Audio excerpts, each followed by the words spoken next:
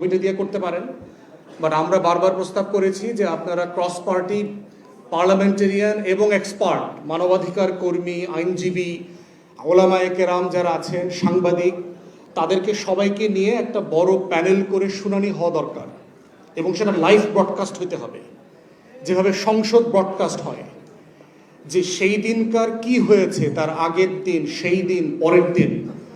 এই যে হাজার হাজার লক্ষ লক্ষ ওলামায়ে কেরামরা এসছেন, বিকালে সন্ধ্যার পর থেকে পুরো রাত জুড়ে এই যে লক্ষ লক্ষ বুলেট মারা হয়েছে, তার আসলে ফলাফলটা কি দাঁড়িয়েছে?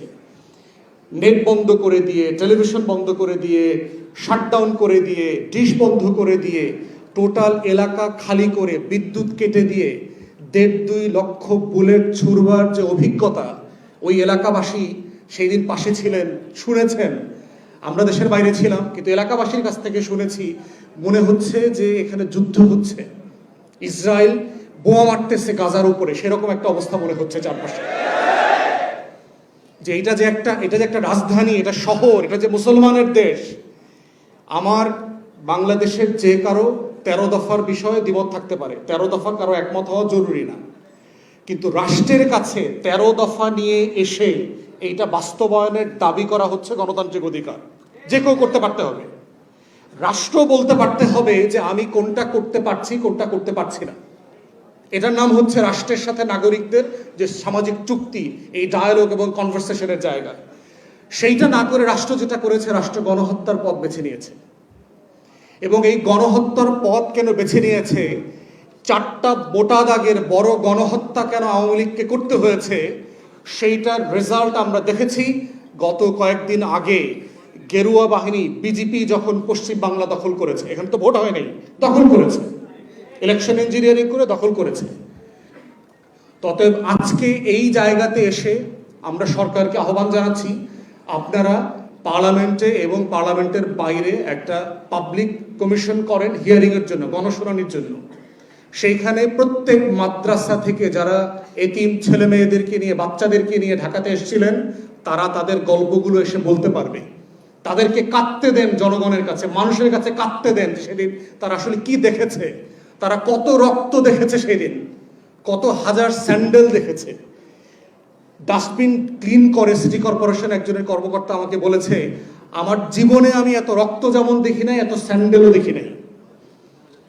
কি পরিমাণ জিনিস সেখান থেকে ক্লিয়ার করতে হয়েছে গত কয়েক ঘন্টার ভিতরে। আমাদের সিটি কর্পোরেশনগুলো যদি প্রত্যেক দিন এত প্রফেশনাল হইতো ময়লা আবর্জনা পরিষ্কার করতে, তাহলে Dhaka should have been the finest cleanest city in the world. সেই আবর্জনা পরিষ্কার করবার দায় রাষ্ট্র, এই সিটি কর্পোরেশন নেয় না, কিন্তু শহীদদের রক্ত পরিষ্কার করবার দায় অল্প কয়েকটা ঘন্টার মধ্যে তারা নিয়েছে।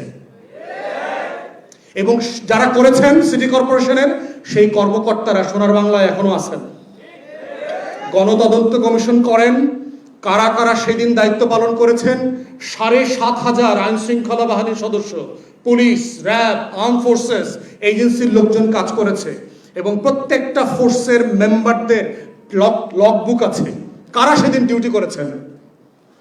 আপনি সেগুলো কল করেন, কমান্ডিং অফিসারদেরকে ডাকেন, কারা কারা দেশে আছে, কারা কারা এখনো পালায় নাই। আমার নিঃসন্দেহে দেখবেন বর্তমান সরকারের ও কাপড়ের নিচে অনেক পলাতক গণহত্যার আসামিদেরকে খুঁজে পাওয়া যাবে। অতএব বিচার করতেই হবে জাতির, ফর ন্যাশনাল পস্টারিটি। ইনসাফ এমন একটা লড়াই, যদি আমরা বারবার এটাকে ডিসপেন্স করতে ব্যর্থ হই, তাহলে যেটা করবে প্রত্যেকটা জুলুম আর একটা জুলুমের জন্ম দিয়ে যাবে, আর একটা লড়াইকে আপনাদেরকে মোকাবেলা করতে হবে। পিলখানা গণহত্যা হয়েছে, বাংলাদেশ রাষ্ট্র, সিভিল সোসাইটি, সাংবাদিক, বুদ্ধিজীবী, বস্তির বুদ্ধিজীবীগুলা কেউ সেদিন কথা বলে নাই, মুখ খোলে নাই বলেই 17 বছর ধরে বিরোধী দলের নেতা কর্মীদের উপরে দিনের পর দিন, মাসের পর মাস গণহত্যা হয়েছে। বাংলাদেশের সিভিল সোসাইটি প্রতিবাদ করে নাই, বাংলাদেশের গণমাধ্যম তার জাতীয় দায়িত্ব পালন করে নাই, তারা দালালি করেছে। সিম্পলি সরকার, আওয়ামী সরকার এবং ভারতের দালালি করেছে, সত্যের দালালি করে নাই, রাষ্ট্রের পক্ষে দাঁড়ায় নাই, শহীদের পক্ষে, জনগণের পক্ষে দাঁড়ায় নাই। এবং সেই গণহত্যা বিচার করতে পারি নাই বলেই আমরা দেখেছি কিভাবে গুম করে হাজার হাজার বাংলাদেশের নাগরিকদেরকে নাই করে দেওয়া হয়েছে। 17টা বছর শুধু গুম করা হয় নাই, হত্যা করা হয় নাই, লাশটা পর্যন্ত মেমোরি স্মৃতি আকারে শেষ করে দেওয়া হয়েছে। হাজার হাজার পরিবার জানে না কোন দিন মৃত্যু দিবস, দোয়াটা কোন দিন পড়বে, এই মেমোরি পর্যন্ত, এই স্মৃতি পর্যন্ত নাই বাংলাদেশে। বিচার হয় নাই বলেই 24-এ আরো 1400 শহীদকে জীবন দিতে হয়েছে। অতএব এই বাস্তবতায় বিজেপির রাজনীতি যেহেতু সীমান্তে চলে আসছে, এটার ডাইভার্স কনসিকুয়েন্স আছে আমাদের রাষ্ট্রে, ফরেন পলিসি কনসিকুয়েন্স আছে, ক্রস বর্ডার টেরোরিজম ক্রিয়েট করা হবে। কয়দিন পরে দেখবেন দাড়িওয়ালা টুপিওয়ালা নামধারী লোকদেরকে জঙ্গি নাটক মঞ্চস্থ করবার চেষ্টা করা হয়েছে না গত কয়েকদিন আগে? আমরা প্রথম দিন থেকে প্রতিবাদ করেছি বলে কি হয়েছে? পুলিশ এই নাটক নিয়ে বেশি দূর যাইতে পারে নাই। বাংলাদেশের সেনাবাহিনীকে নিয়ে নাটক করা হচ্ছে, বিমান বাহিনীতে তেহরিকে তালেবান পাকিস্তানের লোক পাওয়া গেছে। তেহরিকে তালেবান পাকিস্তান ভারতের রয়ের টাকায় ফান্ডিংয়ে চলে, এই গল্প কি আমরা জানি না?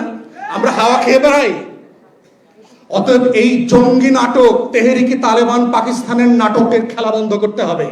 যেই নাটক ফ্লপ করছে, যেই নাটক সিনেমা হলে গিয়ে কেউ দেখে নাই গত 17 বছর, সেই নাটক আগামী দিনে মঞ্চস্থ করে আপনার শেয়ার বাজারে কোনো দর পতন ঠেকাইতে পারবেন না।